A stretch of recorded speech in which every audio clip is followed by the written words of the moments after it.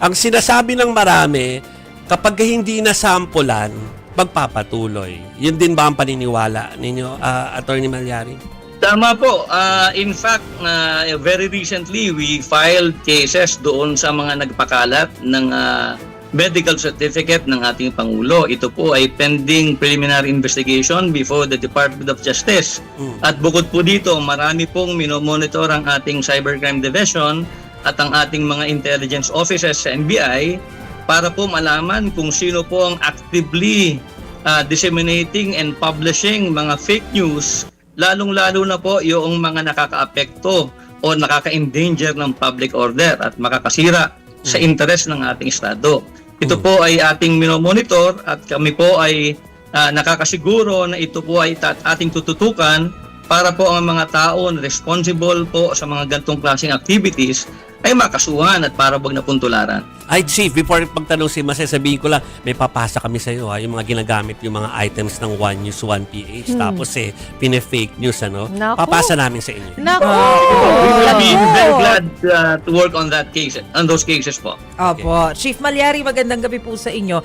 Magandang gabi po. Opo, base po doon sa inyong initial na investigasyon, ano po kaya ang motibo nitong mga sunod-sunod na alam natin na matagal nang may fake news, pero ramdam po kasi natin ngayon yung parang biglang pagiging talamak niya sa social media.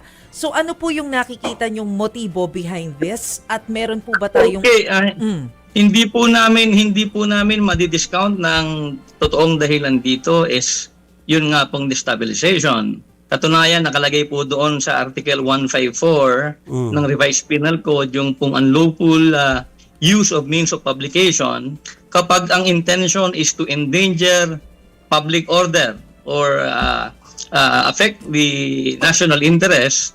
Ito po ay nakikita namin na malamang ito nga po ang dahilan kung bakit nagkaroon ng malawakang pagpapalaganap ng mga peking balita tungkol sa Pangulo itong mga nagdaang mga araw.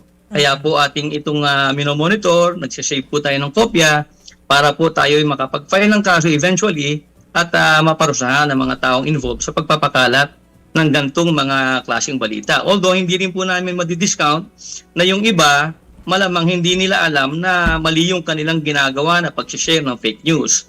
Pero dahil po dito, kami po ay nananawagan na bagamat yung iba ay hindi nagkaroon talaga ng pagkakataong mag-verify kung totoo ito o hindi, sana kung hindi tayo sigurado, wag na nating i-share o wag na nating ipalaganap. Pero sa ngayon po, meron na po ba tayong mga natutukoy o na-identify na mga people behind dito sa pagpapakalat ng fake news? Involved ba sila sa isang grupo ba ito? Mga bayarang sindikat o mga bayarang troll sindikato?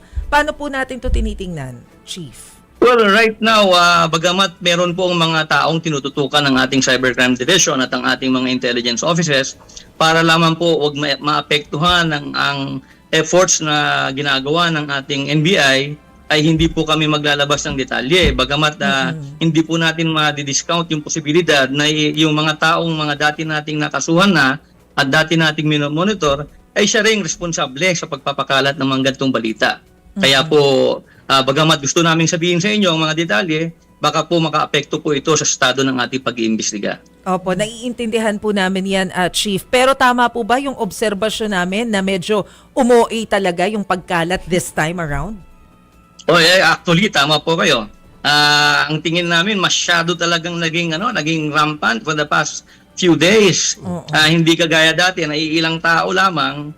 Itong nagdaang mga araw, nakita namin pati mga ilang tao na hindi naman talaga nating masasabi na na critical sa ating current administration, pati po sila nagkaroon ng pagkakataong i-share yung fake news. Kaya talagang napakarampan po gaya po ng inyong observation. Kanina po ay, good evening po, si Chicky Vergel ito. Kanina po ay na-mention po ninyo na merong mga nag-share nga, hindi nagkaroon ng chance o hindi man lang verify yung information na shinare po nila. Meron po ba silang, may responsibility sila, pero meron ba silang penalty o may kakaharapin ba itong mga to? Okay. Nagkaroon na po kami ng mga statement tungkol dyan na sinasabi namin na ang pag-share po ay pwedeng maging dahilan para makasuhan sila. Nung binanggit ko kaninang batas, yung Article 154 ng Revised Penal Code, yung unlawful use of means of publications and public utterance. Ay, nag-free si Kapag Chief. po isinare ninyo Ayan yan, Mm. at kayo po ay nakasuhan, meron pong penalty yan na aresto mayor, na pagkakakulong na aresto mayor, yung imprisonment of 1 month and 1 day to 4 months. Bukod po dito, merong pagkakataon kayo po ay mabibigyan ng penalty o fines ng 40,000 pesos to 200,000 pesos. Pero pwede rin na may kulong na, pagbabayarin pa po kayo ng multa. Kaya naman po, ang pag-share po ng fake news, sana po wag na nating gawing very rampant. Kung hindi tayo sigurado, verify muna natin. Might as well, wag na nating i-share.